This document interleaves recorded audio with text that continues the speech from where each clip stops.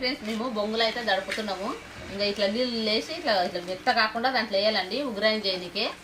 ఇప్పుడు ఇవి బొంగులు ఇట్లా నీళ్ళల్లో తీసుకొని ఇట్లా వేసి తీయాలి. నేను మా ఇంటికాడ మా చిన్నప్పుడు మా తోటి హోటల్ ఉండే చేస్తుంటే చూసినాను నేనైతే. ఇంకా అదే చేసి ఇప్పుడు ఉగ్రాని ఆదివారం కదా పిల్లలు లేవమంటే లేసి ఇప్పుడు లేచిండ్రు. మీ అందుకే చేద్దామని తినికే నాస్తా చేయనికే. ఇక నేనే పచ్చిమిరపకాయలు కోసి పెట్టుకున్నా. ఇంకా దీంట్లో కరేపాకు అదేసి పెంచి చేసి చేద్దామని ఉగ్రాని చేద్దామని. ఇంకా నేను తీసేస్తున్నాను. ఇప్పుడు పని లేదు కదా ఇంటికనే ఉన్నాడు కదా అందుకే తీస్తున్నాడు. తీసి దాంట్లో ఇవి మెత్తగా అయిపోతాయి తొందరగా. ఎక్కువ నాణ్యానంటే మెత్తగా అయిపోతాయి. అవి ఎక్కువ నానితే మెత్తగా అయిపోతాయి తొందరగా. ఇట్లా వేయాలి ఇట్లా తీయాలి. ఇట్లా వేసి ఇట్లా తీసానంటే ఇది అవుతుంది. మనం దీంట్లో ఉప్పు కారం ఉప్పు పసుపు ఒకటే కలుపుకోవాలండి, ఏం కలపొద్దు. ఇది దీంట్లోనేమో ఉల్లిగడ్డ ఇవి కోసినవి అంతా కరేపాకు అవి వేసి నూనెలు తాలింపు చేసి దీంట్లో వేసి కలపాలి. కలిపితేనంటే ఇంకా బాగుంటుంది.